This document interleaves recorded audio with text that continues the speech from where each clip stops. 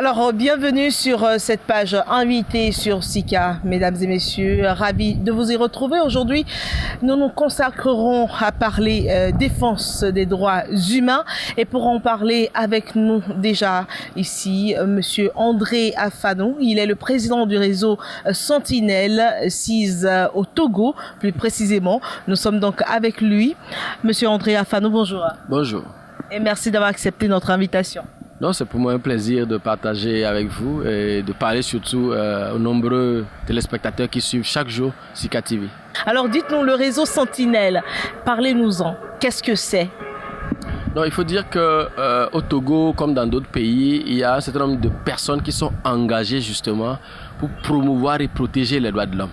Ils le font généralement de façon volontaire, mais ce travail comporte un certain nombre de risques. Parce que voyez-vous, lorsque quelqu'un défend les droits des autres, il s'oppose à des groupes d'intérêt. Et ces groupes d'intérêt peuvent vouloir effectivement s'en prendre à la personne. Et donc le réseau Sentinelle est né un peu comme une réponse à la nécessité pour les défenseurs des droits de l'homme de disposer des outils nécessaires pour faire face aux questions concernant leur professionnalisation d'abord, leur sécurité ensuite. Donc notre premier objectif, c'est vraiment faire en sorte que les outils là soient mis à la disposition des défenseurs. Un autre élément important sur lequel nous travaillons, c'est que l'une des forces d'un défenseur des droits de l'homme, c'est de disposer d'un réseau, effectivement, où il peut connaître les bonnes pratiques que des défenseurs d'autres pays utilisent. Et donc, nous favorisons ce partage d'expériences et ce partage de bonnes pratiques entre les défenseurs des droits de l'homme. Nous œuvrons aussi à faire en sorte que les défenseurs des droits de l'homme puissent avoir de bons outils pour effectuer des plaidoyers pour l'amélioration de leur cadre d'intervention. Par exemple, dans certains pays, il y a une loi spécifique qui favorise l'accès à l'information justement en faveur des défenseurs, et il y a des lois spécifiques qui protègent les défenseurs. Enfin, nous essayons aussi d'offrir une assistance aux défenseurs des droits de l'homme qui se sentent en sécurité.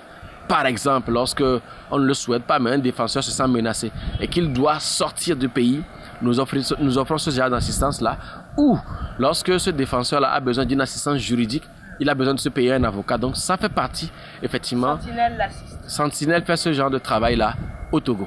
Alors comment est-ce que le réseau Sentinelle arrive à évaluer toutes ces actions-là pour mesurer la portée, le fruit donc, de ces actions? Vous savez, le meilleur baromètre pour mesurer la portée d'une action que vous menez, c'est effectivement de demander, j'allais dire, aux bénéficiaires de ces actions-là, est-ce qu'elles sont satisfaites de ce que vous êtes en train de faire? Et dans le cas d'espèce, les défenseurs des droits de l'homme qu'il y a au Togo, par exemple, lorsque le réseau a été créé, je dirais que nous avons eu l'opportunité, grâce à un appui de l'Union européenne, d'aller au fin fond du pays pour regrouper tous les défenseurs, pour justement les informer sur le cadre légal de leur travail. Qu'est-ce qui les protège au niveau national, qu'est-ce qui les protège au niveau sous-régional et qu'est-ce qui les protège au niveau international. Donc, nous avons donné ces informations-là et nous avons aussi donné donc, des outils spécifiques qu'ils peuvent utiliser, que ce soit en matière de sécurité ou que ce soit même en matière de maîtrise de techniques de monitoring. Et le retour qui nous vient souvent, c'est effectivement un retour où les gens s'estiment assez satisfaits. Et il y a un collègue qui est venu de l'intérieur du pays qui m'a clairement avoué que jusqu'à présent, elle ne savait pas que les questions de sécurité liées à l'utilisation du téléphone portable, les questions de sécurité liées à l'utilisation d'un certain nombre de sites internet qui peuvent présenter des dangers, ou même le fait que lorsque, en tant que défenseur, vous travaillez sur votre ordinateur, vous devez prendre la précaution de faire ce qu'on appelle les sauvegardes, mais elle m'a clairement dit que ce n'est pas des domaines où elle avait des informations. Et donc cette satisfaction qu'elle nous exprime à travers ce propos est simplement l'un des éléments qui font que nous sommes plutôt contents. Monsieur André Afano, venons-en à présent à la santé de la défense des droits de l'homme au Togo. Si on vous demandait de faire un état des lieux, que diriez-vous? Ça veut faire l'état des lieux de la situation des droits de l'homme ressemblerait un peu à faire, comme dans une entreprise, l'état du passif et de l'actif. Donc forcément, d'abord à l'actif, je pense qu'aujourd'hui, il y a au niveau du Togo un cadre qui favorise la liberté d'expression, la liberté d'association. Et nous qui sommes défenseurs, nous interagissons bien plutôt avec les autorités. Je veux dire que chaque fois que nous demandons à être reçus, soit par un ministre, soit par le Premier ministre, on est reçus et nous partageons avec ces autorités-là nos préoccupations. Je pense que c'est quelque chose qu'il faut saluer. Sur le plan légal, il y a eu ces derniers temps aussi beaucoup d'évolutions, notamment en ce qui concerne l'adoption du nouveau code pénal, en ce qui concerne l'acceptation par les autorités de la nécessité de fournir des rapports aux organes des traités au niveau des Nations Unies et à d'autres instances. Il y a eu aussi l'abolition de la peine de mort et enfin une loi qui, de façon spécifique, a conféré l'attribution du mécanisme national de prévention de la torture à la CNDH. Nous avons 2 ou 3 réserves par rapport à cette loi, mais de façon générale, le principe est une bonne chose. Maintenant, pour relever les défis, le grand problème que nous avons au Togo, c'est que nous ne sentons pas de la part des autorités une volonté absolue d'œuvrer pour que l'impunité cesse. Quand vous voyez l'histoire du Togo depuis 1990, date où le mouvement démocratique a commencé, jusqu'à ce jour, vous voyez qu'il y a une série de crimes qui ont été commis par un certain nombre de personnes et que le drame, c'est que ces personnes sont toujours en fonction et que ces personnes, dans certains cas, sont même promues à des postes importants. Je vous rappelle par exemple qu'en 2005, il y a eu les événements malheureux qui ont suivi le décès du président Yadema. Et à la suite de ces événements-là, vous avez vu beaucoup de familles qui ont perdu leurs proches. En ce qui nous concerne, par exemple, nous avons déposé des plaintes pour le compte de ces familles-là. Et les tribunaux togolais n'ont jamais jugé ces affaires. Nous sommes allés à la cour de justice de la CEDEAO en juin de l'année 2013. La CEDEAO a condamné l'État togolais pour violation du droit à la justice. Mais jusqu'à ce jour, il n'y a pas eu non plus de procès. Donc pour moi, le déni de justice est réel. Un autre domaine où il y a des défis en matière de respect des droits de l'homme, c'est effectivement les conditions de détention dans les prisons. La surpopulation carcérale est telle que vous rentrez à la prison, c'est comme si vous êtes condamné à attraper au minimum une maladie et dans le pire des cas, vous êtes condamné à mourir.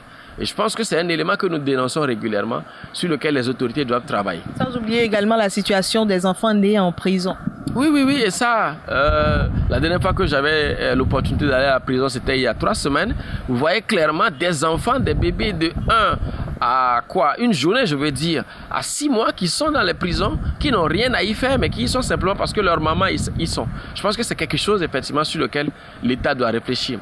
Notre justice au Togo n'est pas une justice indépendante. Et vous imaginez toutes les conséquences, effectivement, que cela peut avoir sur le respect des droits de l'homme.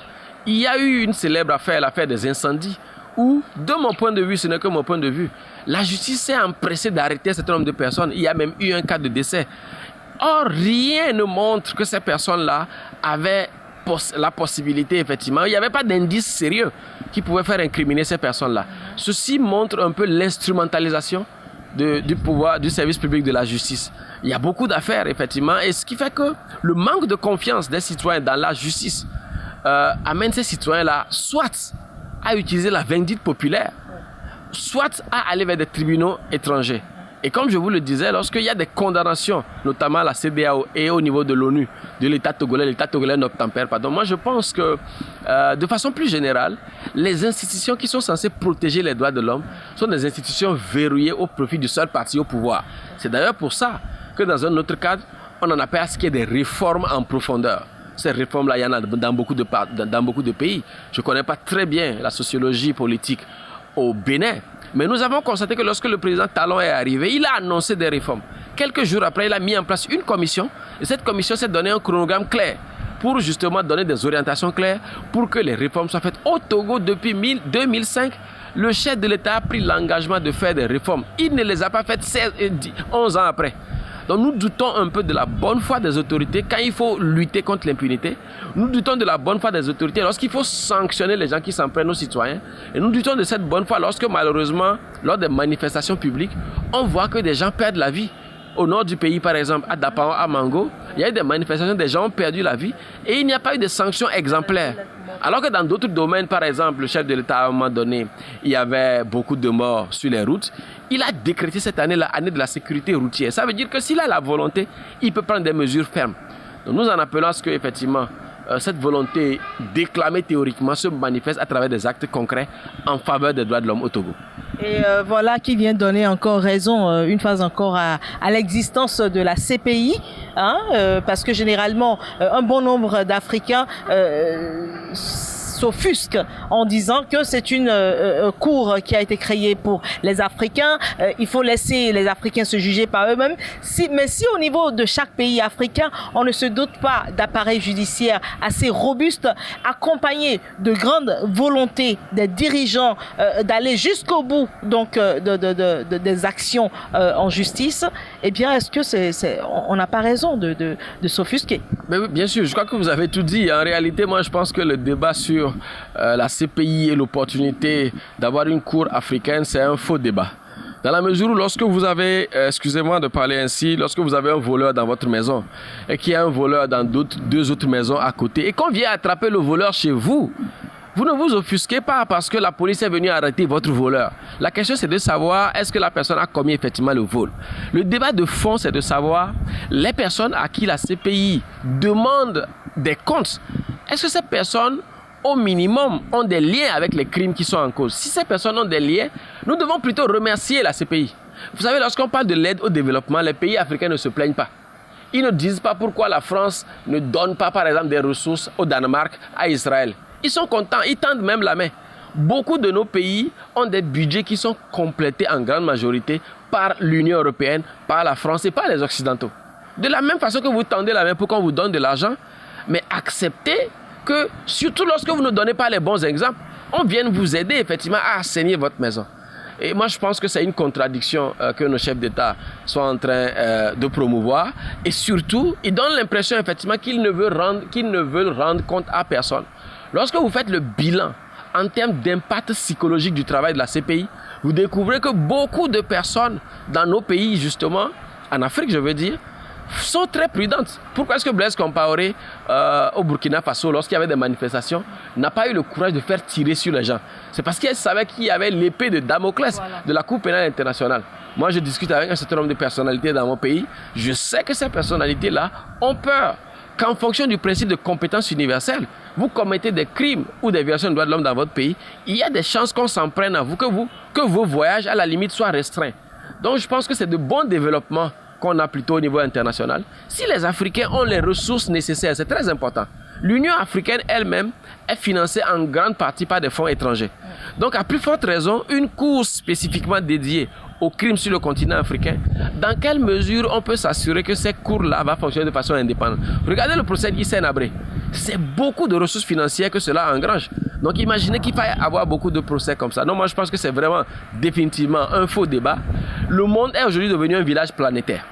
Lorsque une nouvelle technologie est promue aux États-Unis, en France, au Japon, aucun Africain ne se plaint effectivement d'utiliser cette nouvelle technologie-là. Donc si dans le domaine de la garantie de la bonne gouvernance ou de la lutte pour les droits de l'homme, donc en faveur de la fin de l'impunité, il y a cette cour qui fait son travail-là, il faut la saluer et encourager les Africains à effectivement montrer leur volonté. D'ailleurs, je terminerai en précisant que la Cour pénale internationale a ce qu'on appelle le principe de complémentarité. La Cour pénale internationale n'intervient que lorsque les juridictions nationales sont défaillantes. Donc je pense que définitivement, ce procès n'a pas lieu d'être. Alors, ce sera tout pour cette page invitée. Nous vous remercions, Monsieur André Afano. Je rappelle, vous êtes le président du réseau Sentinelle au Togo, un réseau de défense des droits de l'homme. Merci d'avoir accepté prendre part à cette page invitée. Encore une fois, c'est moi qui vous remercie plutôt pour cette opportunité. J'espère qu'on l'aura souvent, c'est tout. Alors, merci pour votre aimable attention et à très bientôt. Au revoir.